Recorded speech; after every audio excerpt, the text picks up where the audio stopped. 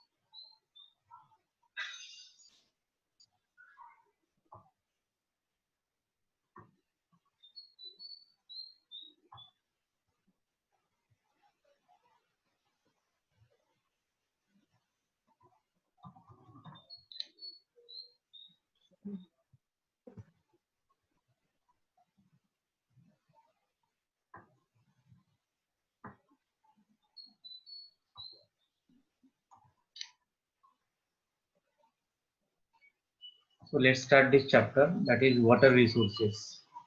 So at the beginning of this chapter, NCERT ने बहुत ही interesting तरीके से इसको रिप्रेजेंट करने की कोशिश की है. So there is the two character and they are talking about the water. What is water resources? What are their advantages and what are their disadvantages? So let's read this.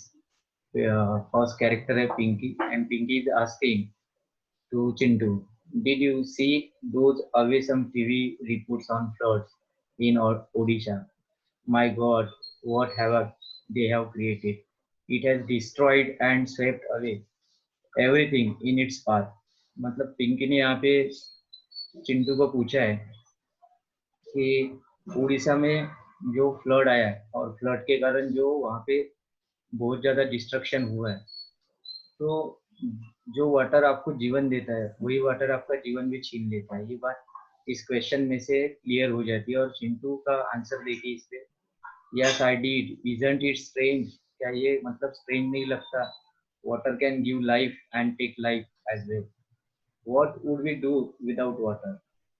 We need water to drink, cook our foods, wash our clothes, and wash ourselves as well. My father was telling me that in his factory they need a lot of water for a number of things.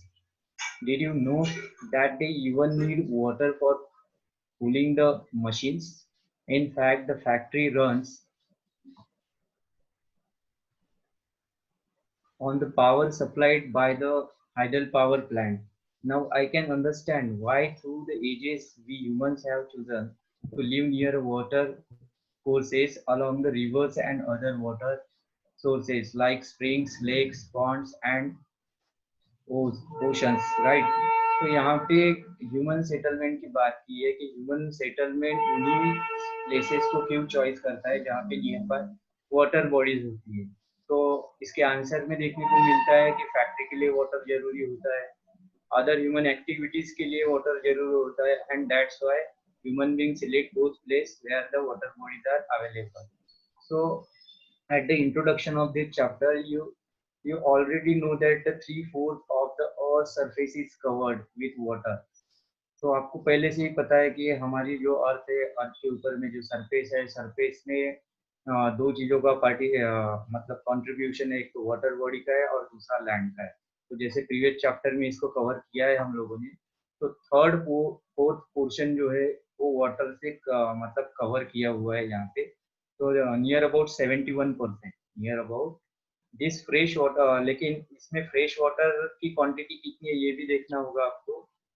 So, but only a small proportion of its account for a fresh water that can be put to use, right? This fresh water is mainly obtained from surface runoff and groundwater. तो ये जो surface fresh water है वो हमें कहाँ से मिलता है? देख तो जो रन ऑफ होता है सरफेस से, मतलब जब रेन फॉल होता है और रन ऑफ होने वाली जो सिचुएशन होती है तो वहां से ये वाटर स्टोर होता है, और जो कुछ वाटर सीप हो जाता है सॉइल के अंदर, तो बाद में ये ग्राउंड वाटर के फॉर्म में आपको मिलता है, जो कि बेड रॉक के अंदर में स्टॉक होता है। So that is continuously being renewed, और ये जो साइकिल होती है हाइड्रोलॉजिकल साइकिल, तो हाइड्रोलॉजिकल साइकिल की वजह से ये कंटिन्यूसली रिन्यूड होता है। तो इसीलिए हम ये भी बोल सकते हैं कि water is a natural resource, क्योंकि नेचर में ये अवेलेबल है। और दूसरी बात, हाइड्रोलॉजिकल साइकिल के कारण ये हमेशा रिन्यू होता रहता है, तो इसलिए हम रिन्यूएबल रिसोर्सेज की कैटेगरी में इसको रखेंगे। And recharge through the hydrological cycle, और हाइड्रोलॉजिकल साइकिल पता ही होगा कि जैसे जहाँ पे भी वाटर बॉडीज है या जहाँ पे भी वाटर प्रेजेंट है, तो स्टीम के फॉर्म में क्या होता है, अपराइज हो जाता है, then after cloud formation, condensation, then precipitation and so on. तो ये साइकिल चलती रहती है, that is the hydrological cycle, right. So all water moves within the hydrological cycle, ensuring that water is a renewable resource, right? You might wonder that if 3/4 of the world is covered with a water, मतलब ये बात सुन के और देख के study करके आपको बहुत ही ज्यादा वंडर फील होगा कि थर्ड फोर्थ पोर्शन अगर वाटर है पूरे वर्ल्ड में, फिर भी स्कैरसिटी क्यों फील की जाती है, फिर भी वाटर के लिए इधर उधर भटकना होता है। जैसे अभी समर डेज में पता ही होगा आपको, आपके घर में नल रोज नहीं आते, 2 दिन के बाद में, 3 दिन के बाद में, या हफ्ते में एक बार आते, कई कहीं पे तो महीने में 2 बार आते हैं, राइट। तो बहुत ज्यादा स्कैरसिटी फील होती है। तो ऐसा भी नहीं है कि स्कैरसिटी का मतलब ये नहीं आंखों के सामने डेजर्ट आना चाहिए जहाँ पे बिल्कुल रेनफॉल नहीं होता है, या आंखों के सामने वो पिक्चर नहीं आना चाहिए कि ट्रेडिशनल वे से लोग अपने मटके में पानी भरने के लिए कहीं पे जा रहे हो, दूर जा रहे हो। तो ये सब पिक्चर का मतलब यहाँ पे स्कैरसिटी नहीं होता है। ऐसे भी एरिया जहाँ पे वाटर तो है, बट डिग्रेड होने के कारण भी वहाँ पे स्कैरसिटी को फील किया जाता है, देखा जाता है। तो आने वाले पोर्शन में ये सब चीजें हम डिस्कस करने जा रहे हैं कि वाटर स्कैरसिटी क्या है, और किसके कारण ये मतलब फॉर्म होती है, और किसके कारण ये सब हमको सहन करना पड़ता है, और आगे जाके इसकी कंजर्वेटिव मेथड्स क्या है, और गवर्नमेंट इसके लिए क्या कर रही है, हम पब्लिक सेक्टर में इसके लिए क्या होना चाहिए, वगैरह वगैरह। Then how is it that the countries and regions around the globe suffer from water scarcity? Same question is asking here कि अगर थर्ड फोर्थ पोर्शन अगर वाटर का है यहाँ पे और सरफेस पे, तो बहुत सारी अलग अलग कंट्रीज और दुनिया की जो अलग अलग पार्ट में वाटर स्केर्सिटी की फील की जाती है। Why is it predicted that bye 2025 nearly 2 billion people will live in absolute water scarcity? और यहाँ पे बहुत बड़ी मतलब अभी से भविष्यवाणी करके रखी है कि 2025 तक near by 2 billion people will face the absolute water scarcity बोल रहे हैं। तो इसमें शायद हमारा भी नंबर आ सकता है। So let's see the some important facts about the water. That is 96.5% of the total volume of world's water is estimated to exist as ocean. तो ये सिंगल मतलब 1 मास के लिए इसमें से कुछ फैक्ट पूछे जा सकते हैं आपको, तो इसको अच्छी तरह से करके रखिए आप। और इसके पाई चार्ट बनाइए, लास्ट टाइम मैंने जो होमवर्क दिया था बहुत सारे स्टूडेंट ने बहुत अच्छी तरह से उसको किया है, तो ये अच्छा है आपके लिए, काफी मदद मिलेंगी आपको उससे ध्यान में रखने के लिए। तो यहाँ पे बात की गई है 96.5% of total volume of world's water is estimated to exist as a ocean, ocean में है बोलते हैं 96.5%, जो 71% वाटर वाटर बॉडी है उसमें, right. And only 2.5% as a fresh water, और उसमें से सिर्फ 2.5% जो वाटर है वो फ्रेश वाटर है। फ्रेश वाटर को हम क्या कर सकते हैं, हमारे हमारी जो नीड है ड्रिंकिंग वाटर की उसको पूरा करने के लिए यूज कर सकते हैं। लेकिन क्या हम ऐसा करते हैं? नहीं। 2.5% में से तो हम बहुत सारी ह्यूमन एक्टिविटीज के लिए उसको खर्च कर देते हैं। तो सोचना पड़ेगा इस बात के ऊपर में। Nearly 70% of this fresh water, देखो ये जो 70% की बात की है ये 2.5% में से की है। अभी 2.5% का 70% कितना होगा बोलिए, यस एनीबडी? ये लगभग कितना हो जाएगा? 25 3 का कितना हो जाएगा? 75, 0.75। तो 0.75% वाटर एक्चुअली इसमें से क्या फ्रेश वाटर है, right. Sorry, nearly 70% of this fresh water occurs as ice sheet. Ice sheet में ये क्या है? 70% इसमें से आइस शीट में है।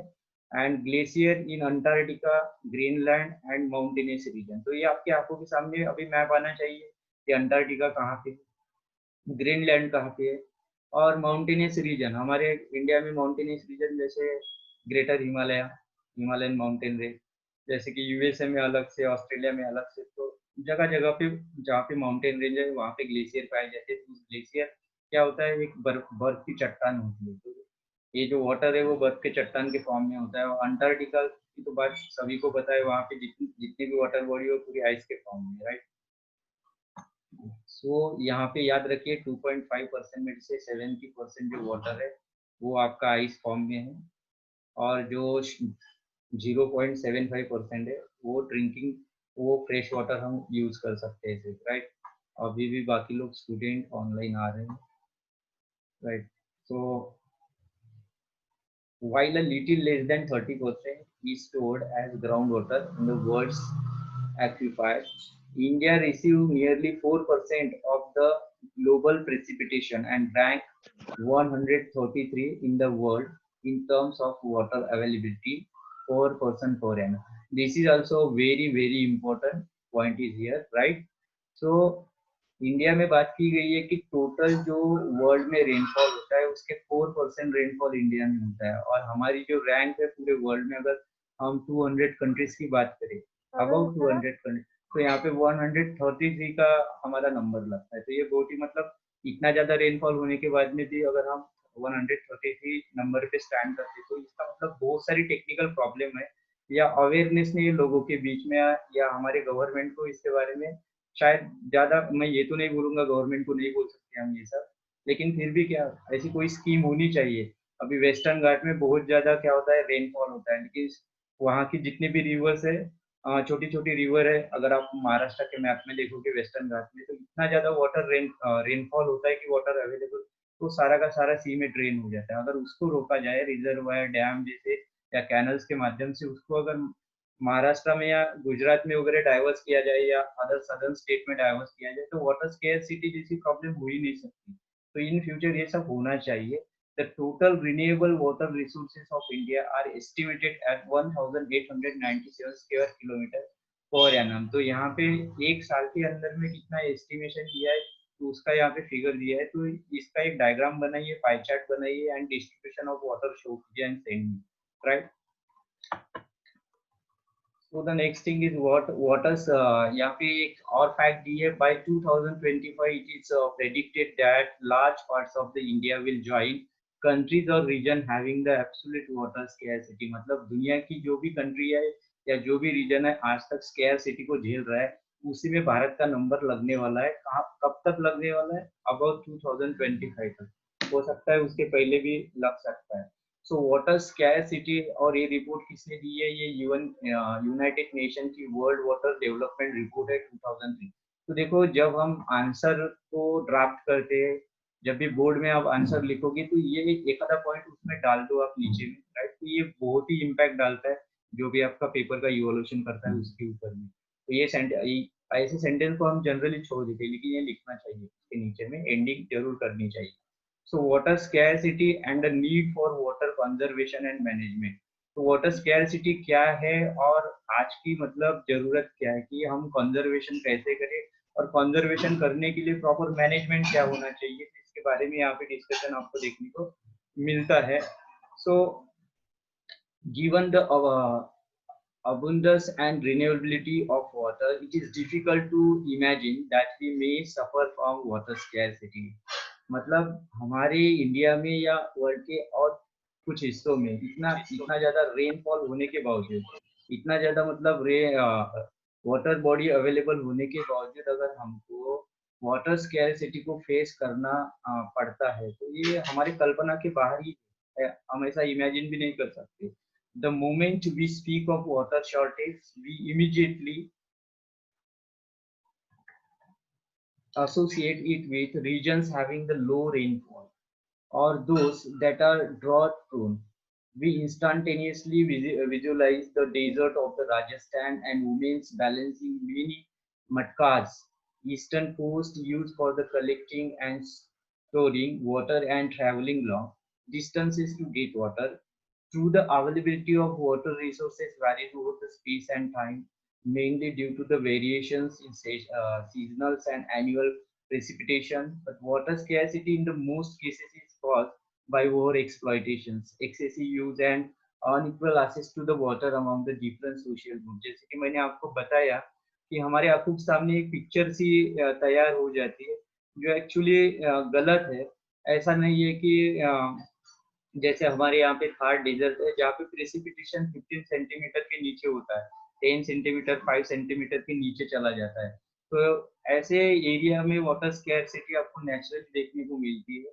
या तो हमारे दिमाग में ये भी पिक्चर चलने लगता है कि जो ट्राइबल लोग होते हैं वो मटके में पानी भरने के लिए इधर उधर भटकते रहते हैं।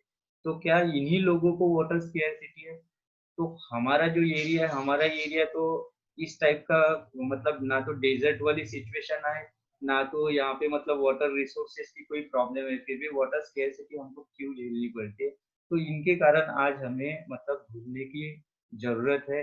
सो यहाँ पे एक न्यूज़ दी है और न्यूज़ में ये बताने की कोशिश की है गई है, आप पिक्चर में अगर देख पा रहे हो तो एक बच्चा देखो यहाँ पे फ्लड जैसी सिचुएशन बनी है और उसमें से वो वाटर कलेक्ट कर रहा है। तो एक दूसरी पिक्चर में आपको देखने को मिलेगा कि कोई एक लेडीज है जो कि माउंटेन एरिया में है और आजू बाजू में पूरा आपको स्नो दिख रहा है और वहाँ से वाटर मतलब कलेक्ट करके वो कहीं तो लेके जा रही है। और दूसरे इसमें एक अर्बन एरिया दिख रहा है आपको जहाँ पे बहुत बड़ी एक लंबी लाइन लगी है और सब लोग अपने अपने मतलब पानी के लिए वहाँ पे खड़े हैं। तो यहाँ पे मैं पढ़ना चाहूंगा, एक और इजराइल जैसे 25 सेंटीमीटर औसत वार्षिक वर्षा वाले देश में जल का कोई अभाव नहीं है। देखो ये बहुत बड़ी बात है, सोचने वाली बात है कि 25 सेंटीमीटर एवरेज रेनफॉल होता है इजराइल में, राइट? और वहाँ पे कोई प्रॉब्लम नहीं होती। तो दूसरी ओर 140 सेंटीमीटर औसत वार्षिक वर्षा वाले हमारे देश में प्रतिवर्ष किसी भाग में सूखा अवश्य पड़ता है। तो कितना मतलब दुर्भाग्यपूर्ण ये स्थिति है हमारे लिए। देश में जल की उपलब्धता और उसके स्वरूप के अनुसार समुचित जल प्रबंधन, मतलब वाटर मैनेजमेंट की बात की गई है यहाँ पे, न होने के कारण ही वर्षा का जल नदी नालों में तेजी से बहकर समुद्र में चला जाता है, जिससे वर्षा के बाद में लगभग 9 महीने देश के लिए पानी की कमी होती है। ये यही मूल कारण है देश में जलीय अभाव के, जिसे हम उचित प्रबंधन के द्वारा ही नियंत्रित कर सकते हैं। तो कोई मार्कर मत चलाइए स्क्रीन के ऊपर, स्टॉप योर मार्कर। सो आपके समझ में आया होगा, शुद्ध हिंदी में बताया है यहाँ पे कि सिचुएशन कैसी है। तो अगर इजराइल में 25 सेंटीमीटर एनुअल रेनफॉल होता है फिर भी आप वहाँ पे वाटर स्केर्सिटी नहीं, इसका मतलब एक ही है कि वहाँ पे वाटर मैनेजमेंट बहुत अच्छी तरह से किया गया है और वहाँ पे टेक्नोलॉजिकल चेंजेस जो हुए, तो टेक्नोलॉजी को भी अडॉप्ट किया है लोगों ने और लोगों ने समझा कि हमारे देश में अगर इतना एनुअल रेनफॉल लो लेवल का है तो हमें ये वाटर मैनेजमेंट करना ही होगा। और हमारे इंडिया में आज हम जहाँ पे थे वही पे थे, right? So water everywhere, not a drop to drink. After a heavy downpour, a boy collected drinking water in Kolkata. Life in the city and its adjacent districts was paralyzed as intense overnight rain beating a record 180 mm flooded vast area and distributed traffic. देखो तो ऐसी जगह पे भी आपको water scarcity देखने को मिलती है जहाँ पे बिल्कुल वाटर रुकने का, रेनफॉल रुकने का नाम ही नहीं लेता है और फ्लड जैसी सिचुएशन हो जाती है। तो ऐसे सिचुएशन में जो हमारे वाटर रिसोर्सेज है नियर बाय वो भी काफी क्या हो जाते हैं, मतलब स्पॉइल हो जाते हैं। स्पॉइल मतलब डिस्ट्रॉय तो नहीं बोलूंगा, लेकिन यहाँ पे मतलब उसमें अलग अलग पोल्यूटेंट मिल जाते हैं तो उसकी क्वालिटी मतलब वो नहीं रहती कि जिसको हम ड्रिंक कर सके। तो उसके कारण भी जहाँ पे बहुत मैक्सिमम रेनफॉल होता है रिकॉर्ड तो वहाँ पे भी आपको स्कैर्सिटी दिखने को मिलती है। सो आगे बढ़ेंगे हम, तो इसके ऊपर में अभी हम क्या कर सकते हैं, तो हमारे पास में कोई मेजर्स है क्या? तो प्लीज पेन मत चलाइए आप लोग। Where is then water scarcity likely to the occurs as you have read in the hydrological cycle, fresh water can be obtained directly from the precipitation. Okay, this is very important point कि जो fresh water है वो obtain करने का एक ही source है हमारे पास। कौन सा सोर्स है? प्रेसिपिटेशन, सरफेस रन, दूसरा सरफेस रन जो हो रहा है वो, और तीसरा ग्राउंड वाटर। तो ये एग्जाम में बहुत बार क्वेश्चन पूछा गया है, अगर आप नेट पे चेक करोगे तो इसको याद रखिए आप। Is it possible that an area of region may have ample का मतलब more than enough water resources but is still facing water scarcity? मतलब इतना सारा वाटर हमारे पास में होने के बावजूद भी हम स्केर्सिटी को फील कर रहे हैं, यहाँ पे फेस कर रहे हैं। Many of our cities are such example. Thus, water scarcity may be an outcome of large and growing population and consequent greater demands for water, और इसीलिए इतनी ज्यादा वाटर स्कैर्सिटी होने के कारण वाटर के लिए आज की डेट में बहुत ज्यादा डिमांड है। आप देख रहे होंगे कि अलग अलग छोटे छोटे टाउन, बड़े बड़े सिटीज में वाटर सप्लाई का बिजनेस चलता है। तो देखो, जिस देश में गंगा बहती है वहां पे वाटर सप्लाई होता है और वाटर को परचेस करना पड़ता है। तो ये बोलने के लिए सब कुछ रह चुका है हमारे यहाँ पे। तो हमारे यहाँ पे सबसे पहले क्या होना चाहिए, जो बड़ी बड़ी रिवर्स है उसके ऊपर में डैम्स बनाने चाहिए, रिजर्वायर्स बनाने चाहिए, और उसके डिस्ट्रीब्यूशन की प्रॉपर व्यवस्था होनी चाहिए, और लोगों के बीच में अवेयरनेस क्रिएट करना चाहिए, ताकि हमारी जो रिवर्स है, जो फ्रेश वाटर है, वो पॉल्यूट ना हो। सबसे इम्पोर्टेंट है कि वाटर पॉल्यूट ना हो। देखो, इसका सबसे बड़ा उदाहरण तो अभी जो कोरोना चल रहा है, उन्होंने सारी दुनिया को सिखा दिया, हम लोगों को एडजस्टमेंट करना सिखा दिया। ऐसा ही एडजस्टमेंट अगर विदाउट डिसीज सारे लोग, सारी गवर्नमेंट करते, तो हमारा एनवायरमेंट कभी पॉल्यूट ही नहीं होगा, हमारी रिवर कभी पॉल्यूट नहीं होगी, हमारा जो रन ऑफ होने वाला वाटर है वो भी कभी पॉल्यूट नहीं होगा, और हमारा एनवायरमेंट बहुत अच्छा रहेगा, हमारी हेल्थ बहुत अच्छी रहेगी, और वाटर स्केर्सिटी तो बिल्कुल भी फेस नहीं करनी होगी।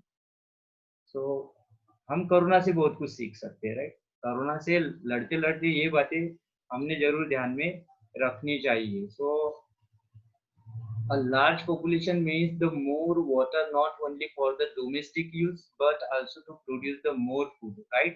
यहाँ पे ये जरूरी नहीं है कि एक बहुत बड़ी पॉपुलेशन है उसको ही ये वाटर लगता है, लेकिन जो डोमेस्टिक टास्क होते हैं, राइट, जो किचन वाली टास्क है या जो बाकी आपकी यूटिलिटीज है, उसके लिए जो वाटर लगता है, तो वो कहाँ से आएगा। सो आप पेन मत चलाइए, मैं बार बार बोल रहा हूँ, राइट, पेन मत चलाइए। I can't read properly. So water resources are being overexploited to expand irrigated areas. देखो, इरिगेशन के लिए हमारे देश में सबसे ज्यादा वाटर को यूज किया जाता है। And dry season agriculture, you may have seen it many television advertisement that most farmers have their own wells and tube wells.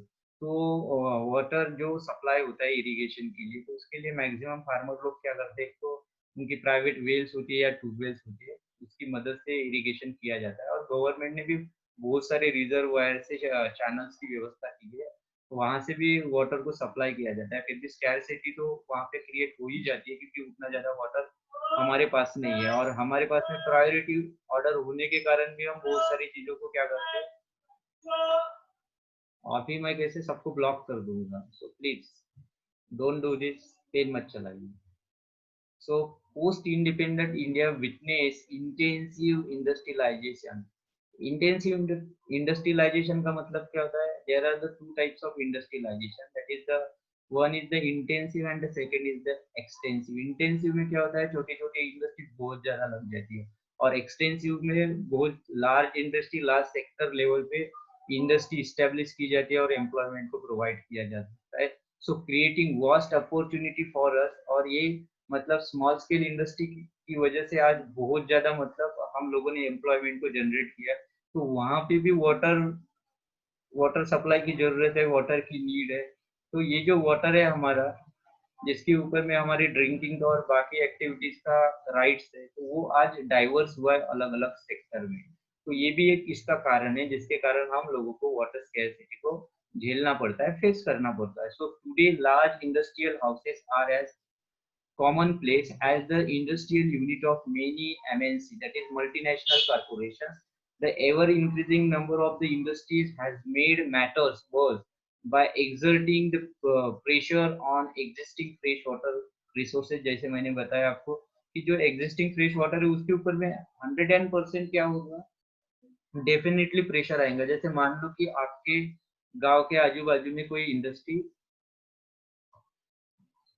आपके गांव के आजू बाजू में कोई इंडस्ट्री सेटल हुई है, तो आपके गांव में आपके गांव के लोगों के लिए वाटर अवेलेबल है, फ्रेश वाटर है अवेलेबल है, जो गांव के लोगों की नीड को पूरा करता हो।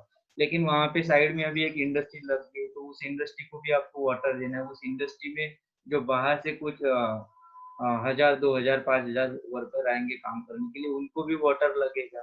तो ये बर्डन उस एरिया पे आ जाता है। जैसे किसी सिटी में बाहर एरिया से जैसे विलेज साइड से या अर्बन साइड से लोग आते हैं, वो रहते हैं, तो उनका प्रेशर उस सिटी पे आ जाता है। तो इनडायरेक्टली हम यहाँ पे ये बोल सकते हैं कि उस एरिया में जो भी वाटर रिसोर्सेस है, जो उस एरिया की नीड को फुलफिल कर सकते, पूरा कर सकते, उसके ऊपर में बाकी का भी बर्डन आ जाता है। तो ये नहीं होना चाहिए, या तो फिर इसका प्रॉपर मैनेजमेंट होना चाहिए। इसीलिए आपको वाटर स्केर्सिटी को फेस करना होता है, राइट। सो आई होप कि यहाँ तक आपकी कॉन्सेप्ट क्लियर हो।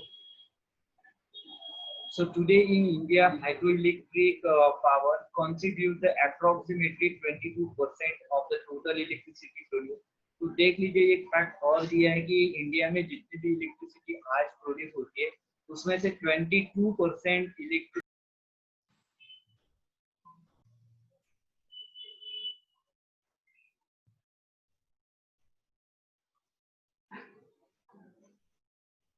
हेलो, क्या आप लोग सुन रहे हो? कनेक्शन ब्रेक हो गया था। एनीबडी? एनीबडी? हेलो?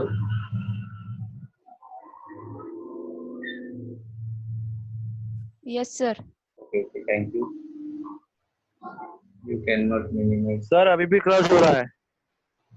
अभी भी क्या हो रहा है बेटा? सर क्रश हो रहा है पीछे साउंड। वो तो आजू बाजू में चल सर रहा हो है। गया, बंद हो गया। बंद हो गया। Okay,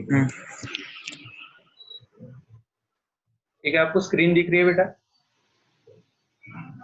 hello? Yes. हाँ, ओके। सर आपकी पीक आ रही है। मेरी पिक आ रही है। स्क्रीन हाँ। स्क्रीन नहीं दिख रही है आपको? नो। Chapter screen?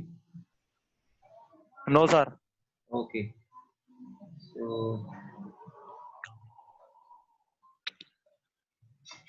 अभी दिखेंगे, नो प्रॉब्लम। अभी दिख रही है? सर आ गई। Very good. तो यहाँ तक क्लियर है बेटा? Any question? नो। क्वेश्चन ले लेते हैं, अगर किसी के को डाउट हो यहाँ तक, you may ask me. Sir एक बार अभी शॉर्ट में समझा था 5 मिनट पहले का। 5 मिनट पहले का। So we were talking about the post independent India, जो मतलब इंडिया आज़ाद हुआ उसके बाद वाली सिचुएशन बताई गई है कि इंडिया आज़ाद होने के बाद में हमारी गवर्नमेंट ने क्या किया, हमारे देश के डेवलपमेंट के लिए यहाँ पे एग्रीकल्चर और इंडस्ट्रियलाइजेशन को काफ़ी ज़्यादा प्रमोट किया। और आप समझ सकते हो, अगर एग्रीकल्चर को प्रमोट कर रही है हमारी गवर्नमेंट, या इंडस्ट्री को प्रमोट कर रही है, एग्रीकल्चर के लिए भी वाटर रिसोर्सेज जरूरी है और इंडस्ट्री के लिए भी वाटर रिसोर्सेज जरूरी है। तो ये जो वाटर पहले मतलब हमारे गांव अर्बन में जो हमारे प्राइमरी नीड्स के लिए यूज होता था, अभी वो सेकेंडरी नीड्स के लिए यूज होने लगा। तो उसके कारण हमारे इंडिया में अलग अलग जगह पे वाटर स्केर्सिटी को देखा जाता है। तो इसके बारे में इस पैराग्राफ में बताया गया है। और इसमें ये भी कोट किया गया है कि हमारे इंडिया में आज़ादी के बाद में आज की डेट तक जो इलेक्ट्रिसिटी प्रोड्यूस होती है, वो उसका 22% जो होता है वो हाइड्रो इलेक्ट्रिक पावर से होता है। तो इससे साफ ये बात तो क्लियर हो जाती है कि हमारे जो वाटर रिसोर्सेस है इंडिया में, इसके ऊपर में सेकेंडरी और टर्शियरी सेक्टर का बहुत ज्यादा बर्डन है। Is that clear? Hello? Yes sir. Very good. So आगे देखते हैं हम। If you look into the housing societies और कॉलोनीज इन द सिटीज, सबको पता है बड़े बड़े सिटीज में, छोटे छोटे सिटीज में अभी सोसाइटीज और कॉलोनीज का काफी ज्यादा इम्पोर्टेंस मतलब बढ़ गया। You would find that the most of these have their own ground water pumping devices to meet their water needs. और ये लोग क्या करते हैं, अपने अपने सोसाइटीज में, कॉलोनीज में वाटर रिसोर्स खुद के ही क्रिएट कर लेते हैं। वो खुद के उनके या तो वेल्स होती है या ट्यूबवेल्स होती है, जिसके थ्रू वो लोग क्या करते हैं, वाटर को सप्लाई करते। तो इससे ये बात समझ में आती है, ऐसा एक या दो कॉलोनी में नहीं, पूरे देश में चल रहा है हमारे। तो सब लोग क्या करने लग गए, तो जो भी ग्राउंड वाटर है हमारा, उसको बाहर निकालने में मतलब लग गए। तो ये ग्राउंड वाटर जो है वो एक दिन खत्म होने वाला है। और मैक्सिमम अर्बनाइजेशन होने के कारण जगह जगह पे आपको सीमेंटिंग दिखता है, कंक्रीटिंग दिखता है। तो जो रेनफॉल होता है वो उसके ऊपर से क्या हो जाता है, रन ऑफ हो जाता है। और रन ऑफ होने के कारण वाटर कभी सॉइल में, ग्राउंड में सीप ही नहीं होता है। अगर सॉइल में, ग्राउंड में वाटर सीप नहीं होगा तो वो पेरेंट रॉक तक कैसे पहुंचेगा? पेरेंट रॉक तक अगर नहीं पहुंचेगा तो वहां पे वाटर का स्टॉक कैसे जनरेट होगा? तो ये बहुत ही बड़ा चिंता का विषय। मतलब गवर्नमेंट को ये सोचना होगा कि अर्बनाइजेशन अगर हो रहा है इतना रैपिडली हमारे देश में, तो ये जो सीमेंटिंग और कंक्रीटिंग है वो कहाँ पे करना चाहिए और कहाँ पे नहीं करना चाहिए। रेनफॉल अगर हो रहा है तो रन ऑफ हो रहा है, एक तो वाटर में आप कलेक्ट कर उसको रिवर में या किसी मतलब रिजर्वायर में या पॉन्ड्स में उसको कलेक्ट कर रहे हो, दूसरी बात है। फिर भी जो सिपिंग पोजिशन, सिपिंग प्रोसेस है वाटर की, वाटर जो सॉइल के अंदर में या लैंड के अंदर में सीप होता है तो वो स्टोर नहीं हो पा रहा है। तो ये काफी बड़ा मतलब चिंता का विषय है। और उसके कारण हमारी जो ग्राउंड लेवल है वाटर की, इतना ज्यादा प्रेसिपिटेशन होने के बावजूद भी आज कैसे कुआं खोदने कोई भी मतलब किसान जाता है तो उसको और खोदना पड़ता है और खोदना पड़ता है, और बाकी ये कुछ दिन चलता है और उसके बाद में और खोदना पड़ता है, बाद में उसको बंद करना पड़ता है। तो ये सिचुएशन जिसमें काफी ज्यादा मतलब उसका पैसा भी चला जाता है, और वो फिर पता ही है आपको उसके बैड इम्पैक्ट क्या क्या है। So far we have focused on the quantitative aspect of water scarcity. Now let us consider another situation where water is sufficiently available to meet the needs of the people, but the area still suffers from the water scarcity. This scarcity may be due to bad quality of water. Lately, there has been a growing concern that even if there is ample water, मतलब जरूरत से ज्यादा water होने के बावजूद भी ऐसे बहुत सारी एरिया है जहाँ पे वाटर स्कैर्सिटी को फील किया जाता है, फेस किया जाता है। क्यों? क्योंकि वहाँ की जो वाटर क्वालिटी है वो खराब होने के कारण उसको कोई कंज्यूम नहीं करना चाहता, राइट? क्योंकि वाटर पोल्यूट हो चुका है। हमारे जो रिवर्स है या हमारे रिजर्व्स है उसमें वेस्ट मटेरियल को क्या किया जाता है, ड्रेन किया जाता है। जो हाउस होल्ड का वेस्ट होता है या इंडस्ट्रियल वेस्ट होता है या एग्रीकल्चर इवन वेस्ट, जैसे एग्रीकल्चर एरिया कल्टीवेशन के लिए बहुत ज्यादा पेस्टिसाइड, फर्टिलाइजर, केमिकल्स को हम यूज करते हैं। और ये सब कैसे जब मतलब लैंड के जो अलग अलग ओरिजिन होते हैं उसमें क्या हो जाते हैं, धीरे धीरे सीप हो जाते हैं, घुल जाते हैं, मिक्स हो जाते हैं, एंड देन वाटर के साथ में drain into a water resources. और ऐसा वाटर अगर हमारे पीपल कोई भी अगर उसको कंज्यूम करता है, कोई भी एनिमल हो, कोई भी ऑर्गेनिज्म हो, प्लांट हो, तो उसमें क्या वो पोल्यूटेंट्स एंटर कर जाते हैं। तो उसके कारण भी बहुत सारी बीमारियां फैलती है और वो फ्रेश वाटर की क्वांटिटी में नहीं आता है फिर।